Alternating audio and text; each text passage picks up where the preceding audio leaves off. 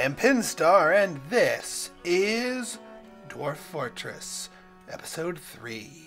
So welcome back to Act Surprise, the random pregnancy of goats.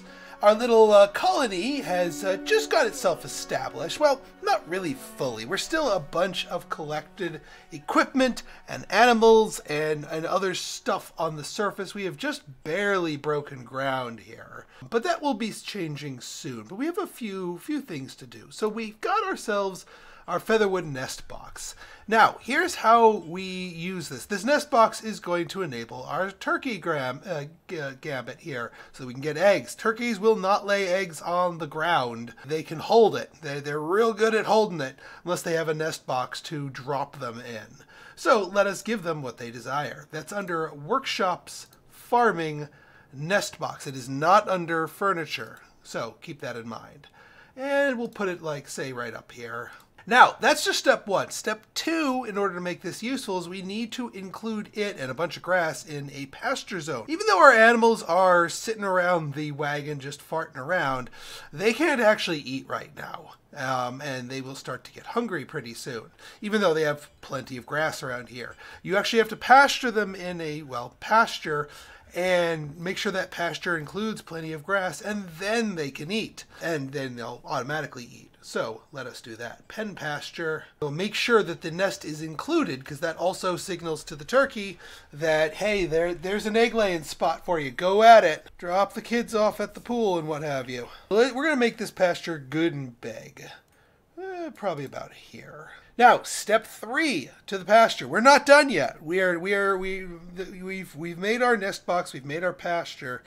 We need to click on this icon here, and we need to assign animals to the pasture so that they know, hey, this is my pasture, and I can eat here, lay eggs here, do whatever here. Now, we don't need to pasture the dogs and the cats. We're going to be doing separate pastures for them later. But all of our goats need to go here. Our 2 llamas, of course, our turkeys, and our water buffaloes, although they're not long for this world. Once we get our meat industry and cooking industry set up, they are going to be first put to the knife, because they have voracious grass appetites, and I do not want to stick around to feed them all. Now, one other thing that we want to start making here, we're still making bismuth bronze bars. Before we start into our whole bismuth bronze pick, the militia equipment, there's a couple of things that we want to make. And this is going to sound kind of weird, but bear with me on this.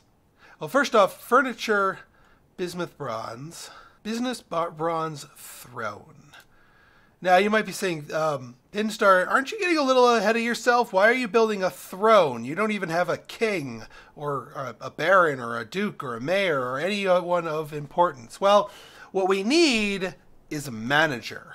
And a manager requires an office requires a throne or other chair to function, and managers and other nobles like it when their offices are very well decorated. A bismuth bronze throne is going to be a fairly high valuable object, especially if Shona gets a high roll on her creation of it and it turns out to be a more valuable one. So I'm actually legitimately using some of our stuff to make that, because that will enable our manager mode and we can get more goodies in there.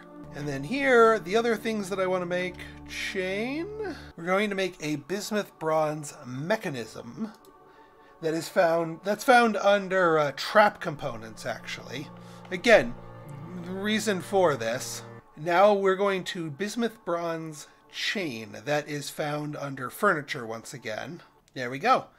So, couple of things for that. We're actually going to be prepping our well. Since we've found some water underneath here, that also means that there's the light aquifer is underneath here. So we can actually use this to carve out our well. So the way that you can very easily carve out a simple well here is we want to go 1 floor above where you know there's a light aquifer, which is right here, and select dig a channel, and 1 tile away from all the things that you intend to be walls, select it right there. And that will be an easy task for our miners to dig along with other stuff here. Now, two other things that we need to make sure are built, and these are in the carpenters. Yeah, wooden blocks are good, and let's add another bucket.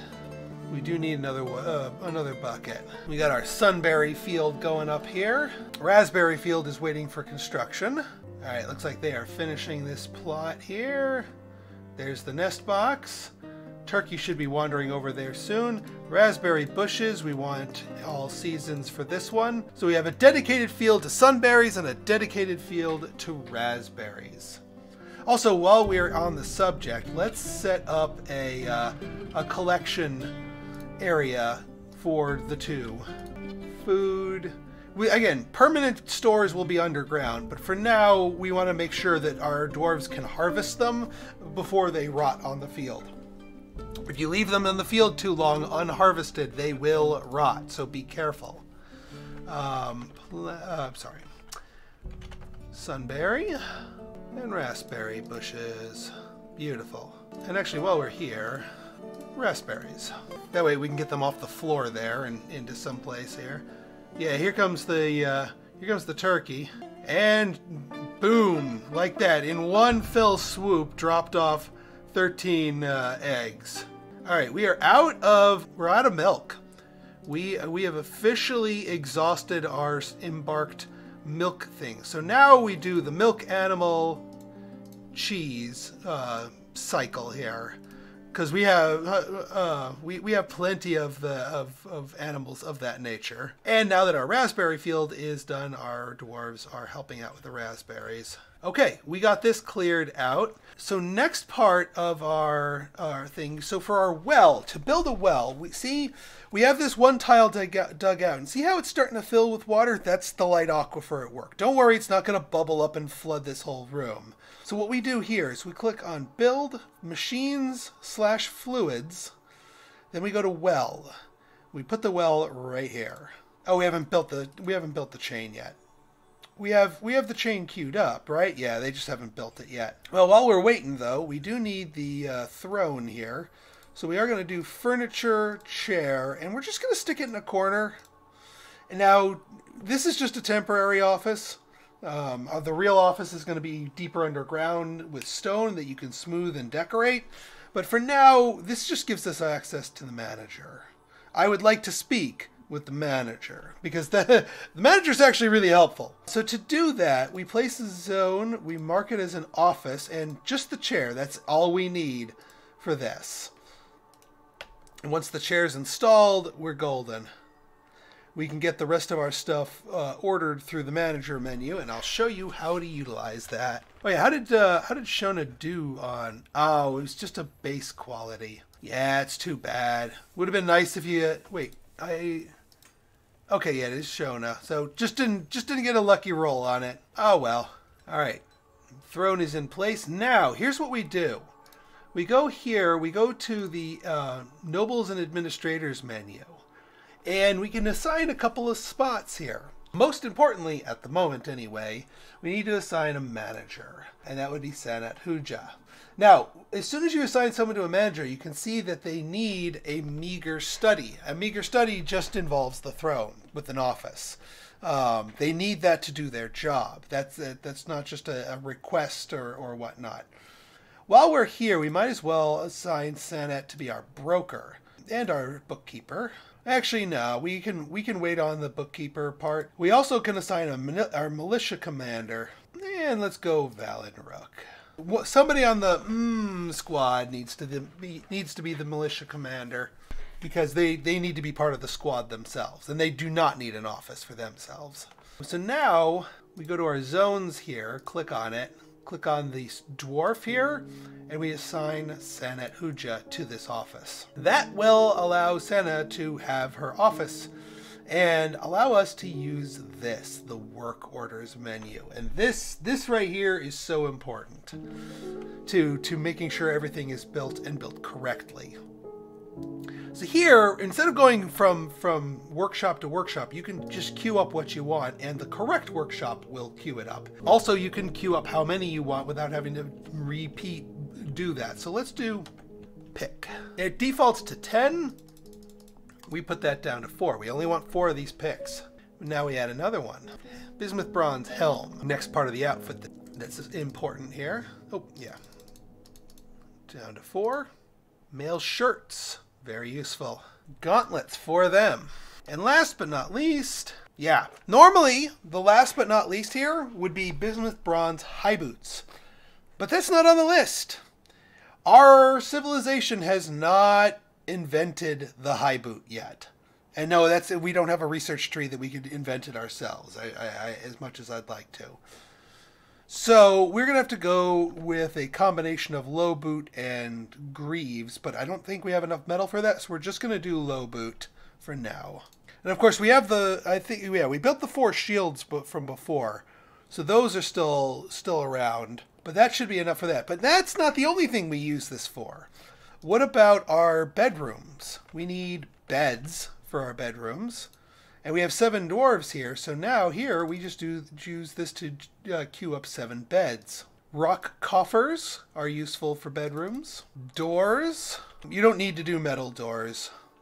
I am going to do wooden doors here for this 7. And actually I might do wooden chests here. I might do a bunch of wood stuff to start with, just because we don't have rock shop or access to a lot of rocks yet. And I want to get the stuff going for our stuff and also give our carpenter something to do.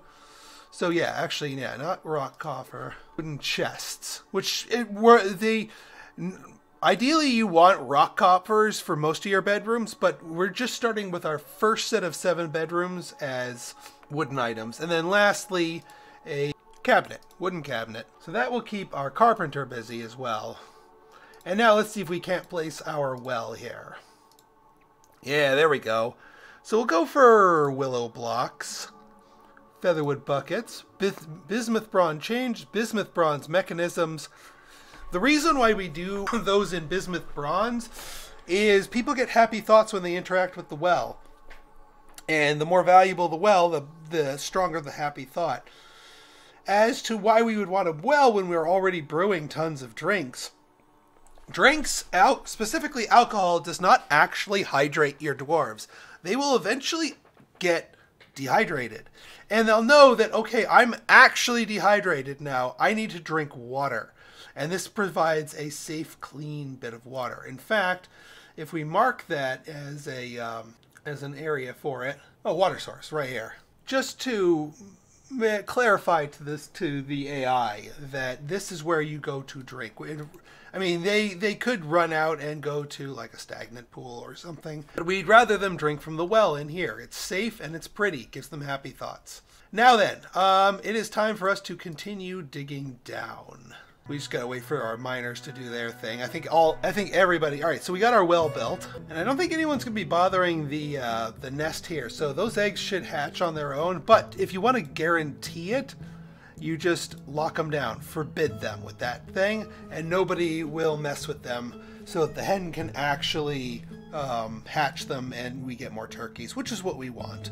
Damp stone located. Fair enough. Yeah, we knew these were going to be damp stones here. So here's how you fight against an aquifer, a light aquifer specifically. So what you do is you dig out around the area here. And that's okay if this little tooth thing, it's going to spill out and whatnot, but that's all right. Yeah, so these areas were, for some reason, those were canceled, but the others shouldn't be. Yeah, and see how it says water 1 of 7? That means very, very shallow water. Dwarves can walk through that no problem. They don't need to know how to swim. There's no chance of them drowning. We're just waiting for our miner, or miners. All right, so that's more water down here. Ooh, hematite. So we want to carve out the edges of the walls that were wet. Now, what you do is you go to constructions, wall. You draw along the top here. Actually, let's wall off our thing first. Draw along one side here. It doesn't really matter the material you use, but this is why I built blocks here, because you get more walls out of 1 unit of wood with blocks. Now we do constructions wall along here.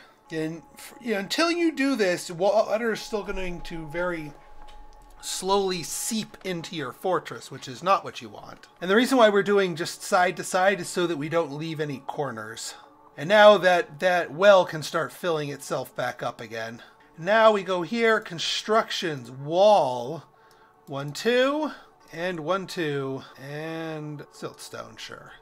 You can use it out of stone too. Actually I don't think that's... But here we're down into plenty of rocky layers. So it looks like we just had the 1 Z level of water to punch through. So now we have our well here. This is going to start filling back up with water, and then this becomes useful as a water supply here. Sanat's taking a snooze. You've earned it, Sanat. You're working hard. Who else are we working on here? Got our food stockpiles here.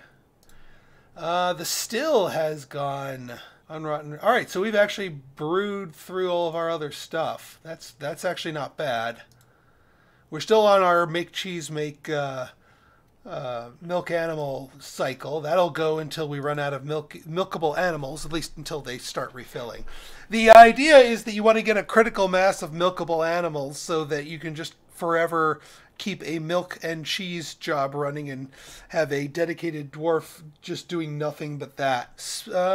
We still have more thread to spin, but that job will solve itself soon enough. And then, yeah, all of our gear is going in here. So the next thing that we want to do here is we need to designate a zone for barracks. We're going to do that over here. Now the barracks, we just need for the purposes of our militia, is just going to store our militia's equipment. So here we're going to do, for the moment, weapons and picks. And then armor, just like all armor for the moment. And once all of our equipment is made, also if we check our job here, we can see how far along our dwarves are in actually fulfilling each of these. So we know once all those jobs clear themselves out, that those items are built, they're done, and we can actually start making use of them.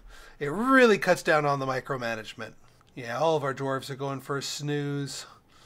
Didn't have their rooms quite set up yet, but that's okay. So, speaking of, let's get digging.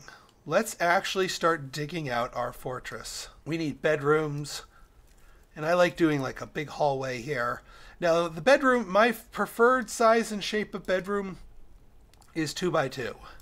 So we need 7 2 by 2 bedrooms. And actually, since I'm going to have the dwarves in the area, we might as well carve out 14, if only to be ready for migrants when they come. Because they will come. 1, 2, 3, 4, 7. Yes. Okay, so then we just mirror it on this side. And that will keep our dwarves nice and busy. Our miners, anyway. And that also train them up.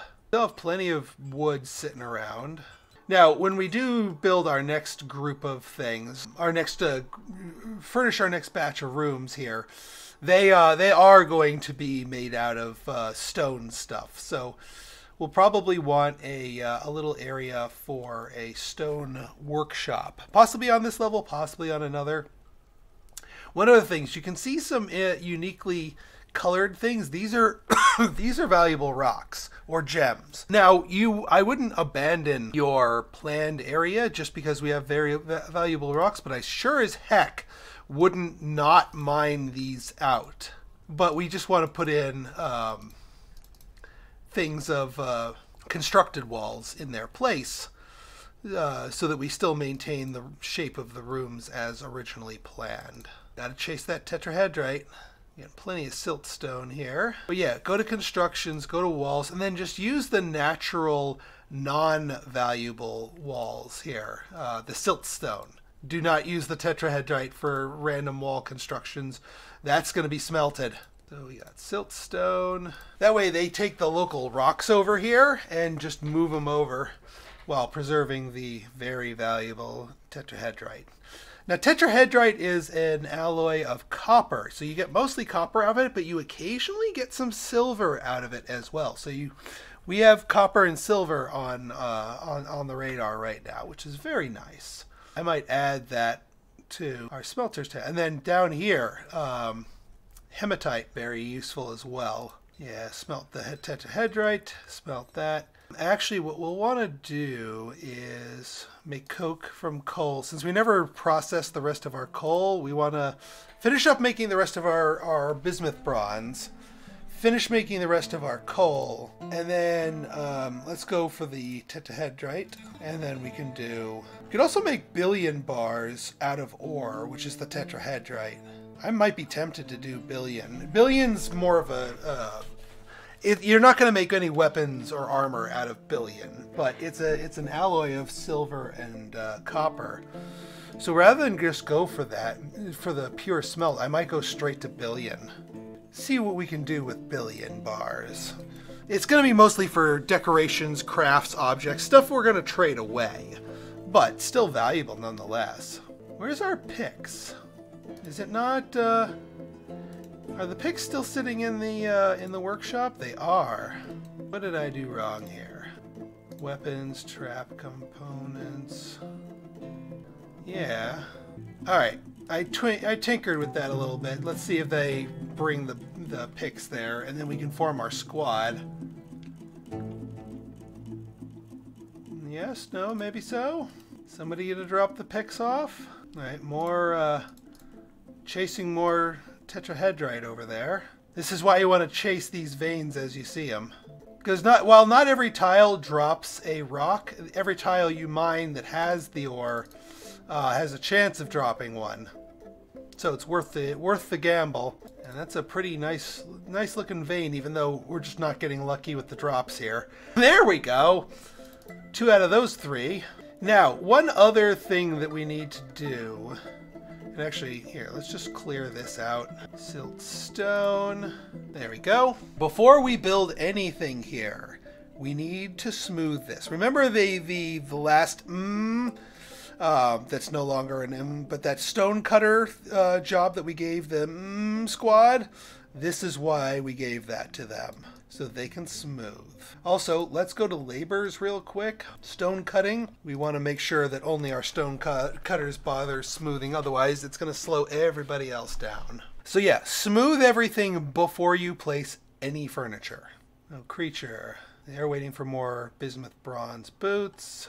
Our well's up to 5 of 7. That's the aquifer working for you.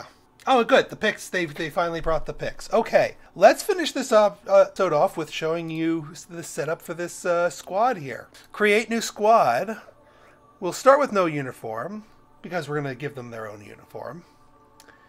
Let's give them a proper name. Actually, you know what? I will take to you guys. You got to give me a name. Or at least something of a name, because I am somewhat limited here. But I can get some unique stuff. So pitch some name suggestions for our squad in the comments, and at the start of the next episode, we'll get the name going. But what I will do is actually get the squad together. So we have Valenrook as our leader. We want to get the other stonecutters in there. Then we check them off, equip, add a uniform, and we're going to call this the uniform. New weapon, picks, material, specifically bismuth bronze. You don't have to always define the material, but for this case, we want the bismuth bronze pick, because we don't want them to grab their copper picks that they use for mining. New shield, any shield. Footwear, low boots. Handwear, gauntlets, please. Legwear, they don't have legwear yet. Helms. Mail shirt. Confirm and save. Assign uniform. Now everybody knows to grab that equipment. And see how all of this is yellow now? That means they were able to locate an object that matched their uniform. So if we send the alert, if we send them off to attack someone or defend ourselves, they have equipment that they can grab. And yeah, see how all this getting all purty? That's the smoothing in action. Oh, are we short on... No, we're not short on that. Yeah, she's slowly dragging up the... We should probably move our smelter down. Once we finish up this thing 1 billion bars, we'll dismantle this smelter and send it downstairs.